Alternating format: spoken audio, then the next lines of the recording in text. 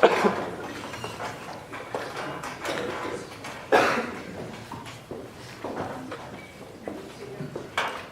you, Dean Butler, for that introduction.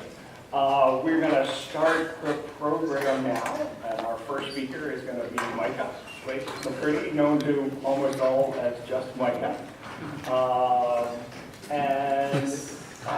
Micah's a mathematician who makes pictures to try to understand hockey in his understated way. He lives in Halifax, and he's employed by the park. Micah, we've got a mic down here, if you'd like.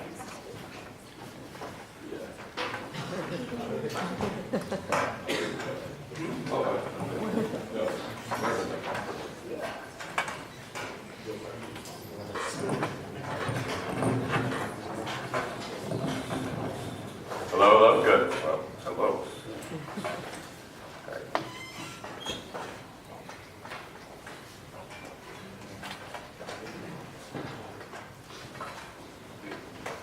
Thank you very much. I appreciate the opportunity to speak to you all.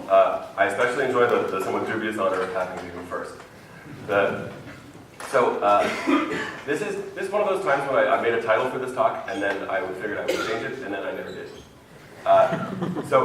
And brouhaha is the word, as you'll see. So what I want to talk to you about is about goalies in a very general way, and frankly, an entirely too ambitious way. And as you will see as I go on, that what I'm going to tell you is less of a finished product than I would like, and more of a framework, even a manifesto, a method of, this is how I want us all to think about this problem.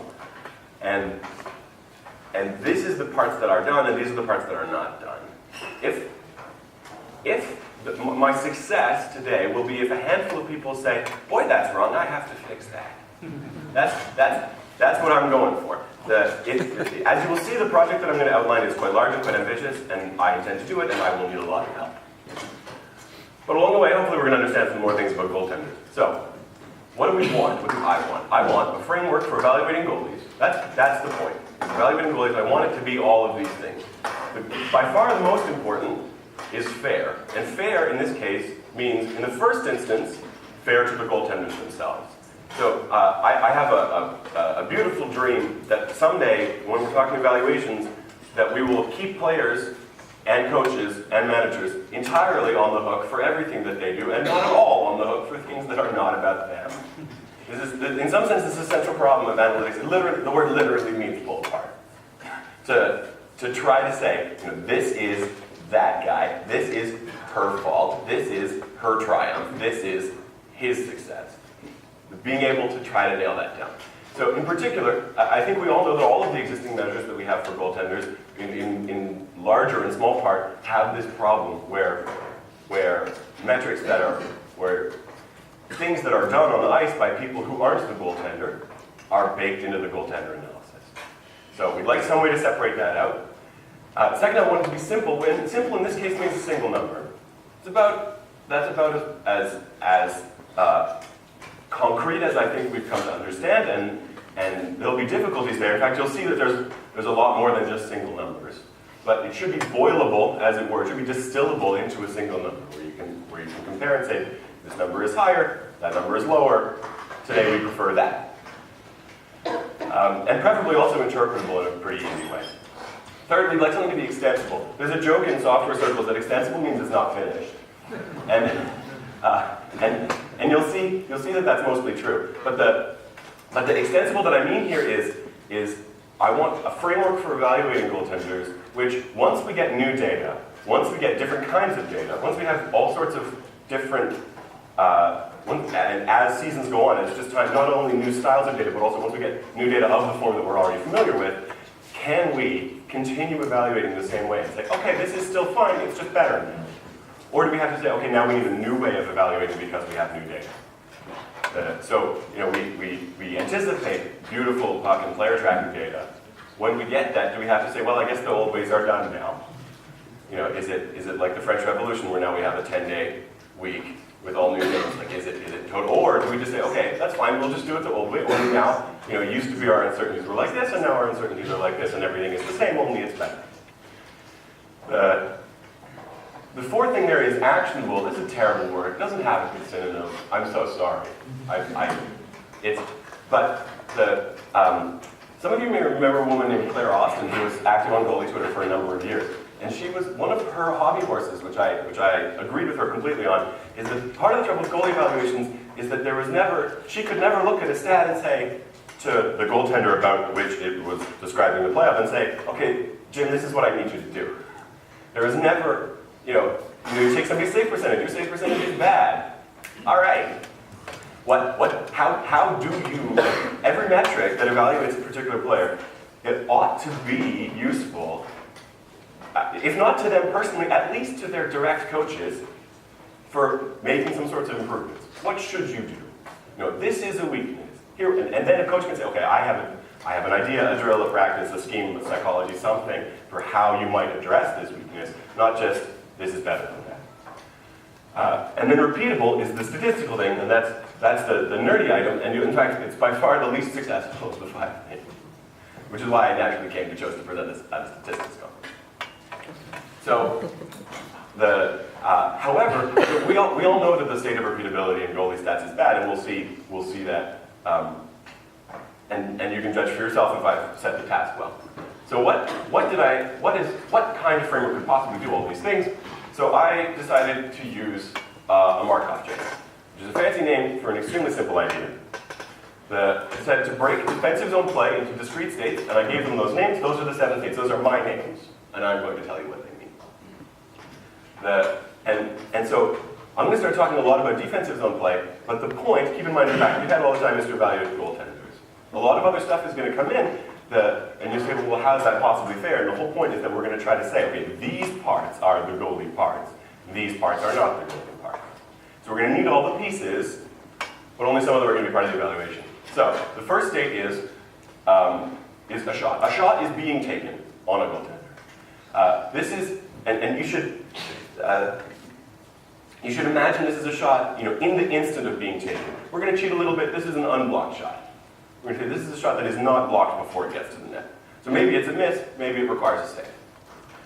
So that's going to come up, and in fact, this whole talk I'm going to say shot when I mean unblocked shot every time. Blocked shots do not enter in at any point today. There's a quick, how could you improve this? If somebody says in the questions, Micah, could you add in blocked shots? I will say, yes, I could. But I did not. The second thing is freezes. This is when the goaltender intervenes in the play to freeze the puck. This, incidentally, if I were king of the world, this would not be allowed. There would be penalties to it. However, it is allowed, and so I restrain myself from my kingly fantasies today. And so this is not all face-offs. This is only face-offs that are caused when the goaltender freezes the puck. The contested is the sort of the big catch-all for it's not clear who has the puck. This is great if you're doing data analysis with current NHL data. For the I don't know state is a very handy state to have. You should put that in. So this is I'm not sure who has the puck. I think it's in the zone still, but I don't know. And people are fighting for the puck. No team has clear possession of the puck. A goal is the state of the puck currently being in the goal. As states go, it's not very interesting. People look dejected in the puck and the guy. The attackers means the attacking team has the puck. They have clear possession of the puck inside the defensive, they are attacking them, your defensive zone.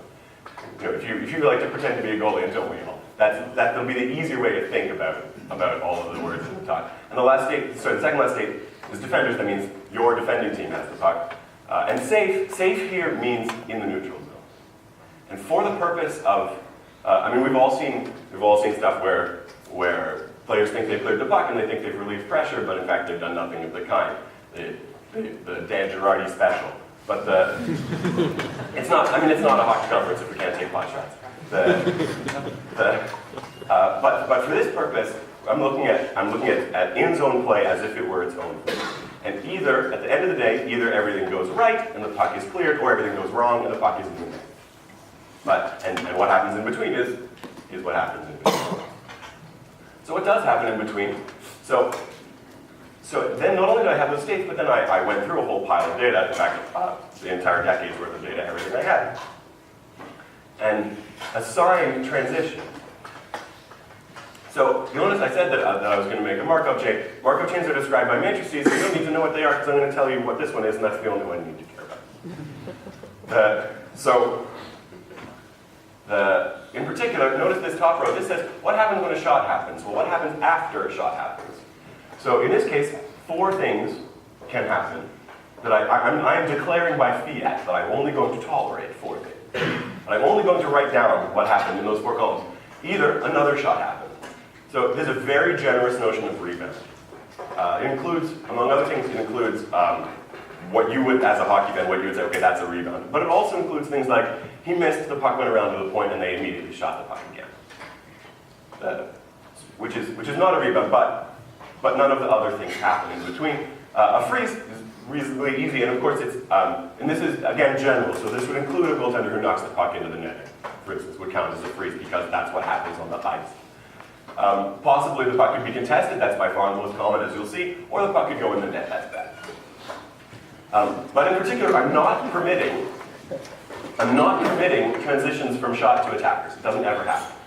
I'm declaring by fiat that I am going to model this problem as saying that when that happens, that I'm going to write that down as first the puck was shot, then possession became contested, then the attackers got control of the puck. I'm going to write it down in that order. And so all of these places that I've left blank, those are places where I'm saying, I do not tolerate such transitions. I will insert other transitions to make something make sense. So that's where it's very easy. It's very easy to say, well, I'm just going to take all this data and I'm going to throw it into a big matrix. But the place where the decisions are made in the design of the model is in precisely these transitions where I say, these are the ones I'm going to countenance, these are the ones I'm not going to permit. Freezing is more interesting. From freezes that generally face-offs, you would expect that the attackers get the puck sometimes and the defenders get the puck other times. Amusingly, you'll notice that safe is also possible. Sometimes when the goalies freeze the puck, there is not a face-off ensuing. Which confused me for a while, but I figured it out. I'll tell you about that in a second. Contested can go to attackers or defenders. The goal, I've noticed I've listed already, is 100%. I'm designing that state as what's called the same state. Once the puck is in the net, it's in the net forever. And similarly, once the puck is safe, it's safe forever. So this is by design, so that you pretend, and what makes a Markov chain is that you say that we're going to pretend that all of the states have no memory of how you got there. So if your shot is being taken, you don't remember what happened before the shot. There's a big red flag, we'll talk about that later. So we're deliberately not looking at anything. So we're looking at transitions of play. But when we're in a given transition, we're going to say, this time is the same time. We've been to Albuquerque and we always do what we do when we go to Albuquerque. There's no discussion about what led you to that. And so attackers leads to either a shot or it leads to contested. And so that's again by feeding it. So when the attackers have the puck, either they're trying to take a shot and either they succeed in doing it or their possession of the puck becomes contested. So this is some sort of defensive pressure. Offensive pressure in terms of turning possession into shots, defensive pressure in terms of turning clear possessions into contested possessions. And then the defenders have the matching thing where they, on the one hand, the defenders transition to contested, but also the defenders transition to safe. So you'll notice that most of the way that the puck becomes safe is because the defenders take it out. So I'm already, in fact, glossing over a handful of things here where, for instance, the attacking team taking the puck out of the zone deliberately or possibly by mistake is not counted necessarily, which is a model simplification. So what would you, and the point, of course, and I've deliberately drawn this in with stars and with question marks because I want to highlight how the question marks I'm going to hang on the goaltender, and the stars I'm going to say is not the goaltender. So more or less, everything that happens when a shot comes, that's what I'm going to say is the goalie part of the evaluation. And all of the stars have to do with what the skaters do. It's not perfect, but it's considerably better than there were 30 shots on goal and you saved 20. So what are these numbers? Obviously the 100% are by fiat, I'm just saying that. So this is what it was this year for the whole league. The thing that I put some extra precision on the top line. In particular, shots lead to goals 5.5% of the time. If that seems a little low, remember that we're doing things with all misses as well as shots on goal. So 5.5%, that's how, this is all the 5.5. Sorry, I should have said, the entire talk is 5.5. So shots lead to other shots 21% of the time. Keep in mind, these are slightly more generous definition of rebound than you might be familiar with. Rebounds of the juicy variety that you cheer for are slightly rarer. Frozen about a quarter of the time and contested about half the time. So that's your standard. Especially interesting to me is this 2% over here. When the goalie freezes the puck, 2% of the time there is no face-off in their zone at all. The puck is carried away by eagles, or rather referees.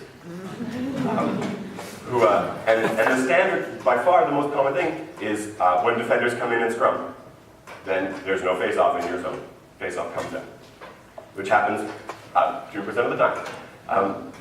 Defenders win contests in zones a little bit more than you might expect. Hockey's still a defensive game. And attackers, when attackers have clear possession of the puck, this is from what can be detected with play-by-play data that we have currently. When attackers have clear possession of the puck, they get a shot at all only half the time. The other half of the time, then they have to fight for it. And defenders do a better job at clearing the zone than you might think. When you can detect a clear defensive team possession, they get the puck out about twice as often as they succumb to a forecheck. And succumb in this sense only means they have to fight again. Not that they lose the puck, merely that it becomes unclear who has the puck. There's a hit or a takeaway or a giveaway. So all of this is an entirely too long intro, and the point is, how can we compensate for the fact that not every goaltender is going to play in front of defenses and not against offenses that put up precisely these numbers? For instance, here, defenders get the puck out 65% of the time. What if you're a goaltender, you play for a team that does not get the puck out 65% of the time? Maybe you play for a team with terrible defensive zone coverage. You can all put whatever team you want in your head. It would be a little unfair to hang that on a particular goalie. So there are several ideas. The first of which is, we can take a matrix like this. So this particular matrix, if you were to take a very large power of this matrix, it's a square 7 by 7. What you would get is all of those, what you would learn what's the chance of a puck being in a particular state eventually leading to another state. And all of the states are transitory except the puck is in the net or the puck is safe. So we're going to have a notion of immediate goal probability, which in this case is 5.5%. For each shot that's taken, the chance that it goes in the net right away is 5.5%. The chance that it goes in the net eventually is considerably higher. And for each goalie, it's going to be different. And this is, taking high powers of matrices is literally what we invented computers to do. So it makes it handy that they're quite cheap. So let's take some examples and look at how we can start to adjust for skater quality. So this is Philip Grubauer. He played 24 games for Washington this year. The highlight number is that 4.3%. He had a great year. You'll notice that's considerably fewer goals against per 100 shots than the league average. You'll notice, we're just going to go back and forth a little bit. I apologize if it's too fast. So notice that contested, 41 attackers, 59 defenders. Well, for Grubauer, it's 38 attackers, 62% defenders, so they're a little bit better. For the league, defenders clear the puck 65% of the time. In front of Grubauer, 68% of the time. You keep on going over that and you realize that in every single metric, the skaters in front of Philip Grubauer are doing better than the league would. And it's not surprising. He plays for one of the best teams in the league. So all of the skater metrics around Grubauer are excellent. On the other hand, here's Mike Smith. He played 55 games for Arizona. And you can take my word for it that with only one exception, every single skater metric is worse. The skaters for the Coyotes are not clearing the puck. It's only 64%. In particular, attackers get shots off 52% of the time instead of 45% of the time. 7% more often than attacking possessions turn into shots when in front of Mike Smith. So what we do is, so those are the numbers, what they mean. Well, all that you have to do is, or all that I did, maybe I should have done more, is take all of those, leave the goaltender terms, the row at the top, leave it alone. Take all the other rows and just replace the observed values with league average values. Just say, and so now we're in the realms of counterfactuals. You can say things like, what would it be like if Mike Smith, if Philip Grubauer, if any goaltender, were to play in front of And I don't just want to say league average defense, because it includes all the skaters. So we're simultaneously trying to normalize both for quality of, I don't want to say defense either, because that makes people think of the two defender positions. And I really do mean all the skaters in the ice. So it's a skater-independent metric. But of course, because we're the skaters, if you insist on looking at the goaltending position as if it were like a pitcher-batter battle, and you're going to look at the instant of a particular shot, in that instant you will not see the influence of skaters. The only way that you can see the influence of skaters is if you broaden your scope or you look at larger. So instead of having immediate probabilities, we're going to have eventual probabilities. What's the chance that the puck eventually winds up in the net? And of course, because we're looking at longer times, those eventual probabilities are all higher. So immediately, Grubauer let in 4.3 goals per 100 shots, and Smith let in 5. That's not a huge distinction, but it's reasonably hefty. That eventually means I just took those matrices without changing them at all, and I took very high powers of them and worked out, eventually, does the puck wind up in the net? And now you start to see the gap open up. For Grubauer, it's only 7.4% of the time the shots turn into goals instead of getting cleared. And for Smith, it's now much worse. As you see the impact of the skaters in front of him relative to the skaters against him, playing against his numbers. But if instead we replace all of those skater terms with league average skater terms and then repeat the trick, now all of a sudden the difference shrinks again a lot more. And so in this particular case, actually, Smith did not do better than Grubauer did, given the same defense. And now you can answer questions usefully. You can say, like, I'm always annoyed at where arguments break down. I don't mean where people start to get nasty with one another, which is not interesting at all. But if somebody says, oh, Mike Smith had a worse year than Philip Grubauer did by this metric, this first thing, and someone says, well, you can't just say that. They play in front of totally different defenses, and they play in different conferences against totally different teams. So what do you say now? You say, oh, well, that's true. It is true, but it's inarguably true. But the trick, the game is how much? How much does it matter? And now in this particular case, you see, actually, even when you account for that, Grubauer still has a better year. So you can say something sensible along the lines of, this performance was actually better than that performance, even though they had different contexts. So that's one thing. We'll talk about repeatability. That's the object lesson of how the idea works. But there's another aspect which is very important. Another aspect which is important, which is shot locations. So this is Devin Dubnyk in Minnesota, 65 games. Blue here means less than normal, less than league average. Red means more than league average. That's where people took shots on Devin Dubnyk this year. So you'll notice goaltending is a crazy job, but that's reasonably cushy. Not a lot going on right in front of the net. A little bit extra from the points. This is Mike Smith in Arizona.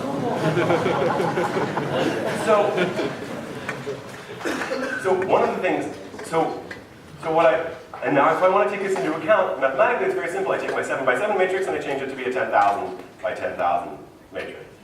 Because we have computers, they're so cheap. They're so cheap. I just had to buy a new one just before I came to this conference because my one fell apart. They're so cheap.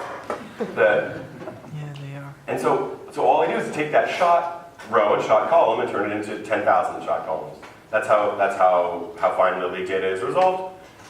Into square feet, 100 by 100, give or take. So that's 10,000. So now the computations take longer, but it's essentially the same thing.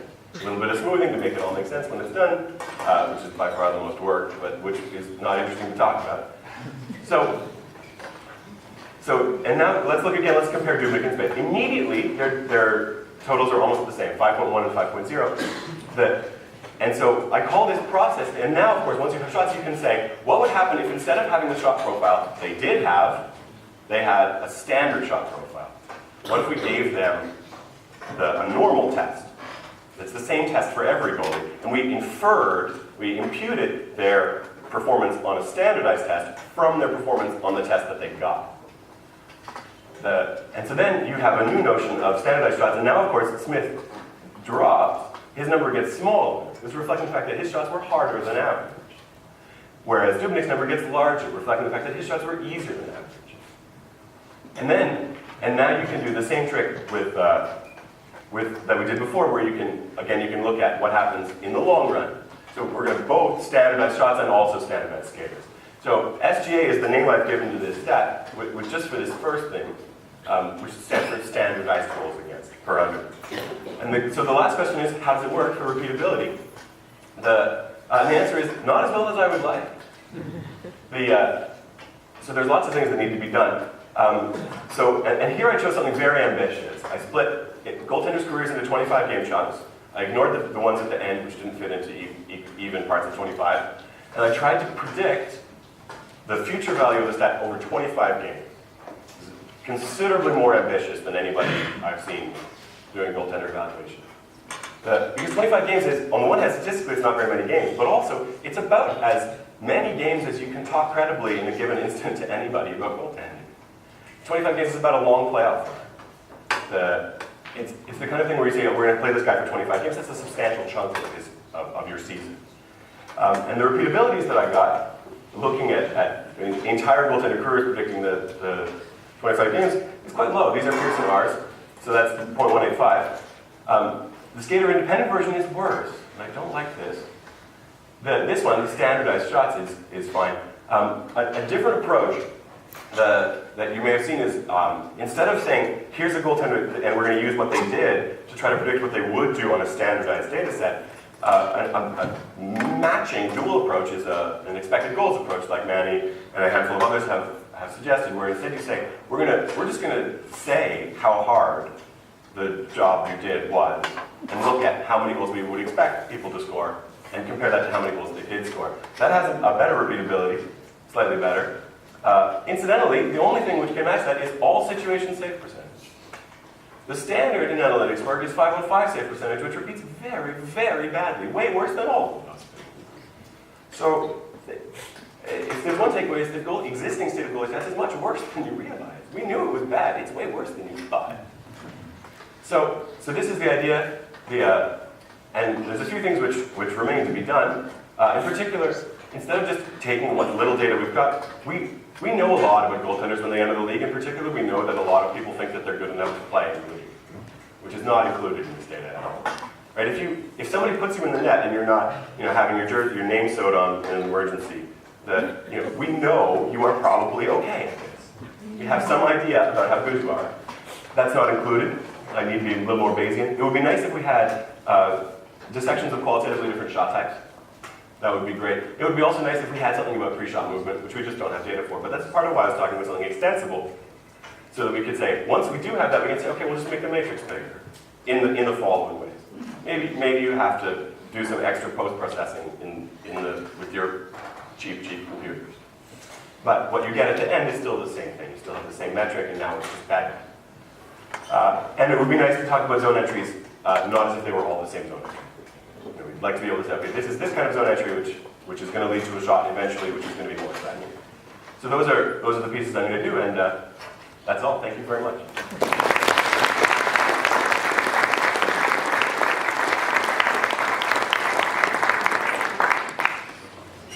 We've got time for a question or two from Micah.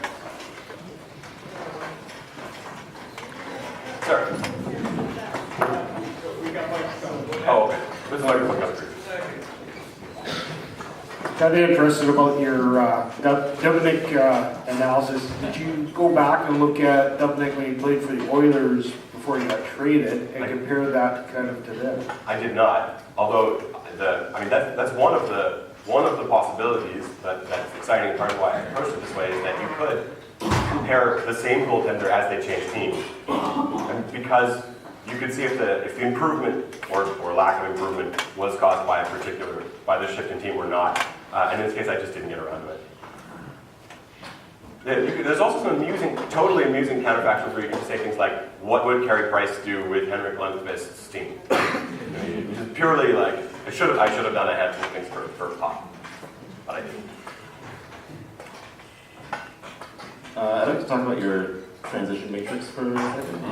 I think I'm philosophically uncomfortable with ascribing the shot percentages entirely to a goalie, and although I agree that a goalie can kind of force a miss by being extremely intimidating in net,